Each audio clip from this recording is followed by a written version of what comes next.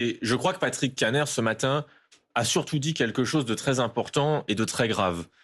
De notre point de vue, celui du nouveau Front populaire. Il a annoncé le reniement. Celui du nouveau Front populaire ou celui de la France insoumise? Celui du nouveau Front populaire, madame.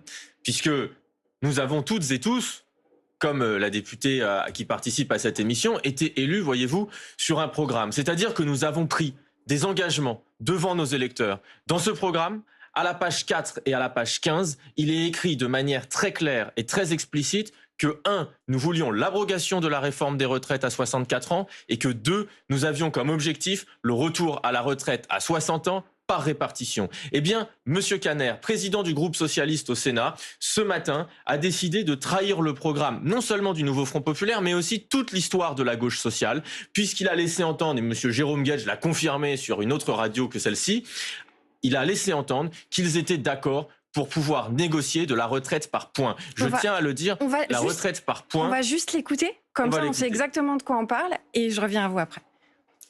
Dont une suspension, ou l'équivalent d'une suspension, en tout cas un signe fort qui montre qu'on peut rentrer dans une négociation avec le symbole de cette suspension qui permettrait de dire mais le statu quo ne pourra pas rester le même. Il demande un signe fort. Pour vous, c'est une trahison?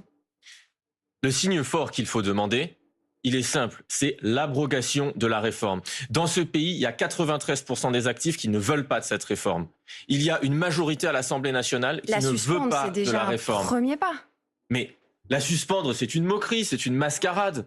On sait très bien que la suspendre, c'est pour qu'elle puisse continuer après. Et par ailleurs, le gouvernement ne veut même pas la suspendre. La réalité, c'est que les socialistes, les écologistes et même les communistes passent depuis un mois leur temps à aller boire du thé et des petits gâteaux avec Monsieur Macron, Monsieur Bayrou, Monsieur le ministre de l'économie pour pouvoir négocier on ne sait pas quoi, puisqu'ils n'obtiennent rien à part une humiliation. La réalité, c'est qu'ils mettent en danger le nouveau Front populaire et qu'ils sont en train de devenir les supplétifs de la Macronie.